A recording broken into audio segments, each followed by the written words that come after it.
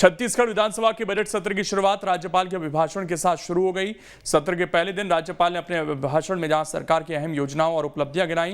राज्यपाल ने अपने अभिभाषण में कहा कि छत्तीसगढ़ में 24 घंटे 7 दिन दुकानें खुल सकेंगी। इसके लिए एक्ट में बदलाव किया जा रहा है। इससे न सिर्फ प्रदेश में व्यवसाय बढ़ेगा बल्कि रोजगार के नए अवसर भी पैदा होंगे। वहीं प्रदेश में नक्सलवाद के खात्मे का जिक्र करते हुए कहा कि हमारी सरकार आते ही नक्सलवाद के खिलाफ की जा रही कार्रवाई की वजह से नक्सलवाद अंतिम सांसें गिन रहा। वहीं धान की रिकॉर्ड खरीदी का जिक्र करते हुए राज्यपाल ने कहा कि प्रदेश में किसान खुशहाल हैं।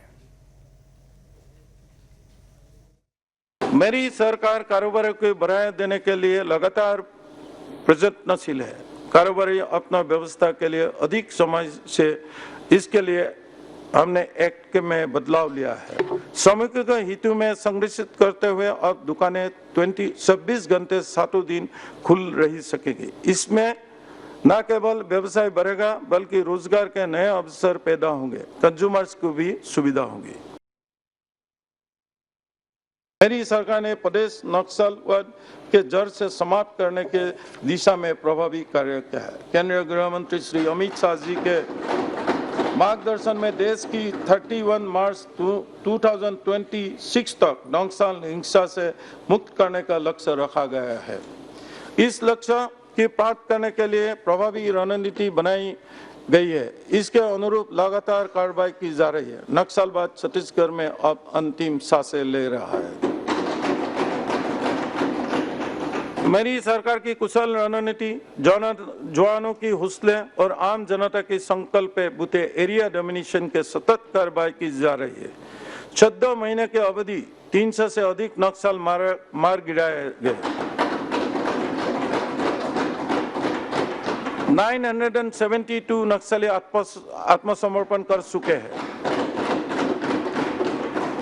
1180 नक्सली गिरफ्तार किए गए हैं। मेरी सरकार की प्रोत्साहक नीतियों के चलते इस साल धान खरीदी ने रिकॉर्ड फिगर टच कर लिया। 25,49,000 किसानों से 149,25,000 मेट्रिक टन धान खरीदा गया। छत्तीसगढ़ विधानसभा बजट सत्र की शुरुआत हो गई है। सीएम विष्णुदेव साय ने कहा कि पिछली बार के समावेशी बजट से मोदी की गारंटी को पूरा किया गया था। इस बजट सत्र में कल्याणकारी समावेशी बजट आने वाला है। अटल बिहारी वाजपेयी जी के हर संकल्प को सरकार पूरा करेगी। बजट के साथ ही इस सत्र में कई विधेयक भी पेश किए जाएंगे जिस पर पक्ष विपक्ष सार्थक चर्चा करेगी। साथ ही सदन की शांतिपूर्ण चलाने की जिम्मेदारी को उन्होंने सत्ता पक्ष के साथ विपक्ष को भी बताई।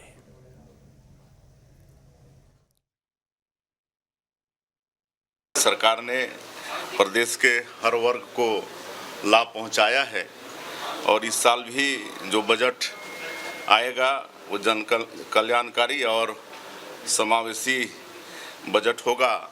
हम इस नए बजट में अटल जी के छत्तीसगढ़ निर्माण के संकल्प को पूरा करेंगे।